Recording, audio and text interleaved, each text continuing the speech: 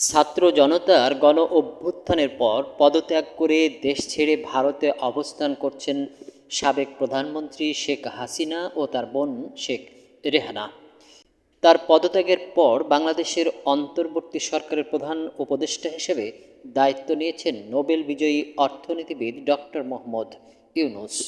ক্ষমতা গ্রহণের পর প্রথমবারের মতো শেখ হাসিনাকে নিয়ে বিদেশি গণমাধ্যমের কাছে মন্তব্য করেছেন তিনি।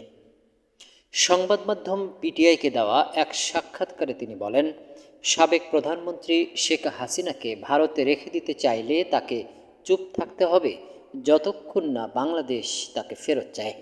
শেখ হাসিনার রাজনৈতিক বিবৃতির পর এ মন্তব্য করেছেন অন্তর্বর্তী সরকারের প্রধান।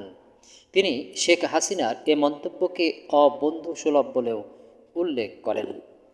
ডক্টর ইউনূস বলেন, ভারতে তার অবস্থানের কারণে কেউ স্বাচ্ছন্দ্য বোধ করছে না, কেননা আমরা তাকে ফেরাতে চাই। তিনি সেখানে থেকে যেসব কথা বলছেন তা সমস্যার সৃষ্টি করছে। তিনি যদি চুপ থাকতেন তাহলে আমরা ভুলে যেতাম। তিনি নিজের জগতে থাকলে জনগণও বিষয়টি ভুলে যেত, কিন্তু তিনি ভারতে অবস্থান করে বিভিন্ন নির্দেশনা দিচ্ছেন, বিষয়টি কেউ ভালোভাবে নিচ্ছে না। তিনি বলেন, আমরা বেশ দৃঢ়ভাবে বলেছি যে তার চুপ থাকা উচিত। এটি আমাদের প্রতি অবন্ধুসুলভ আচরণ। তিনি সেখানে আশ্রয় নিয়েছেন এবং সেখান থেকে প্রচারণা চালাচ্ছেন।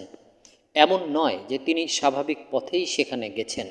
জনগণের অভ্যুত্থান এবং জনরোষের কারণে তিনি সেখানে গেছেন। তিনি বলেন, অন্তর্বর্তী সরকার শেখ হাসিনার আমলে হওয়া নৃশংসতার ন্যায় বিচার নিশ্চিত করতে প্রতিশ্রুতিবদ্ধ এবং এজন্যে তাকে দেশে ফেরানো প্রয়োজন।